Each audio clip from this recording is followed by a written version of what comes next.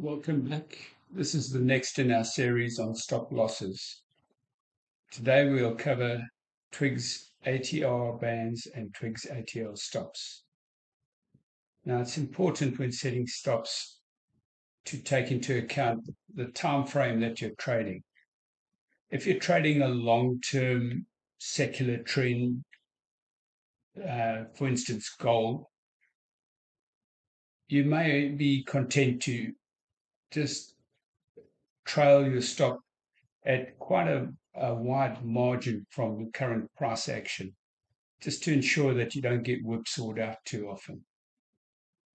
On the screen here, we have Twiggs ATR bands set with a 50-day Wilder moving average. Let me just go to the indicator project.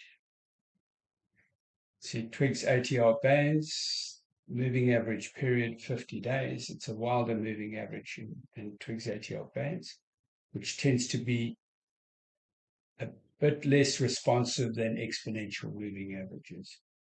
The ATR period also 50. The upper band is 0, meaning it's going to take the upper band as the moving average projected forward for 1 day, and the lower band is at 1, which means it'll trail the lower band on which the stop is triggered at 1 ATR below the moving average.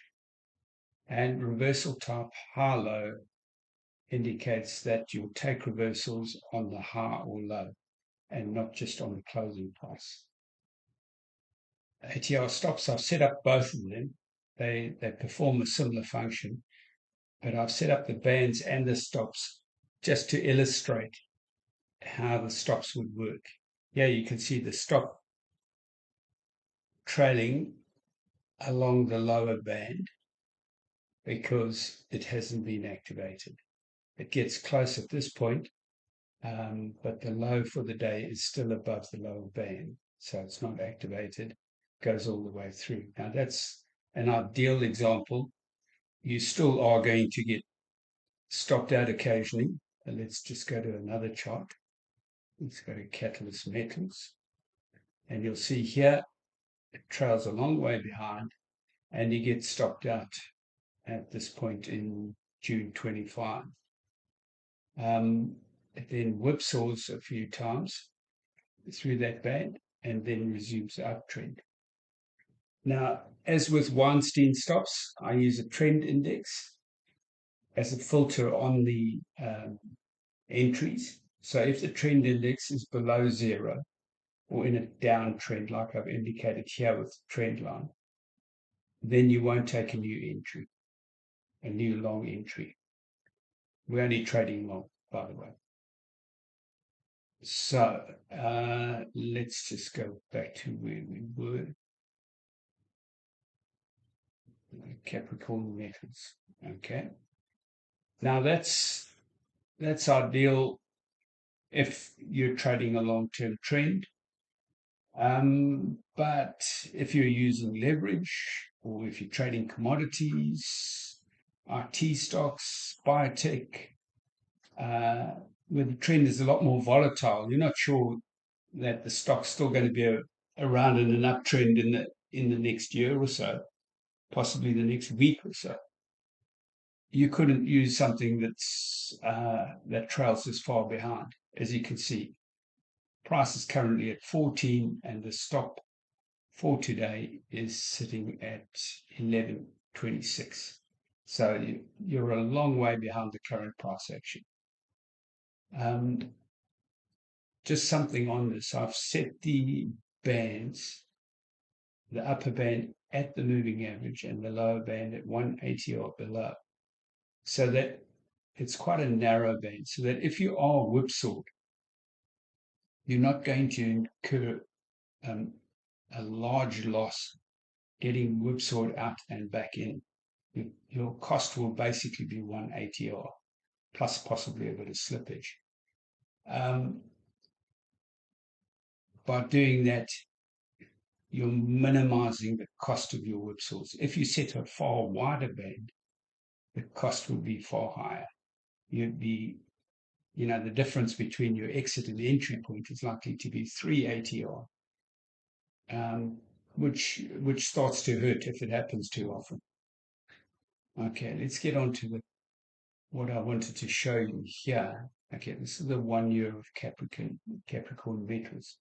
But now, if you were trading commodities or something more volatile, where you weren't sure about the long-term trend, you would want to use a shorter period. So let's just take, for instance, here. I'll keep both of them on. You would normally only use like ATR stops, but I keep the bands just to illustrate what's happening with the stops. But if we go here and we say, let's take it as short as 3 periods. Okay, keep the bands the same, the high and low up there. And ATR stops 3, 3,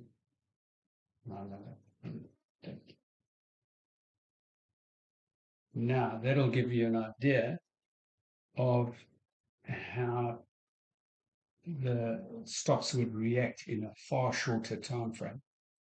Let's just take 3 months here. Capricorn metals, you can see that at this point here, which is in August, you basically had an entry at that point. The stop then trails along the lower band, and it gets hit there, and the top switches, the stop switches to the upper band. Sorry, get a bit tongue-tied sometimes. You basically get activated the very same day with a whipsaw, and the stop would trail along the lower band the whole way up to there, where again the low hits the lower band and the stop was activated. Now, here you start getting into whipsaws, but you'll notice that the trend index has started to trend lower.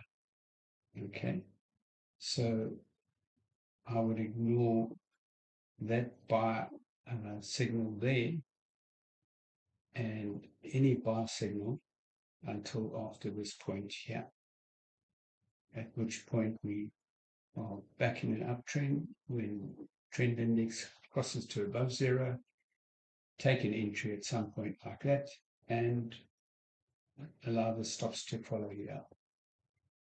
So you can see there are more whipsaws, but you're staying a lot closer to the price action. You're limiting the amount you give back on a pullback.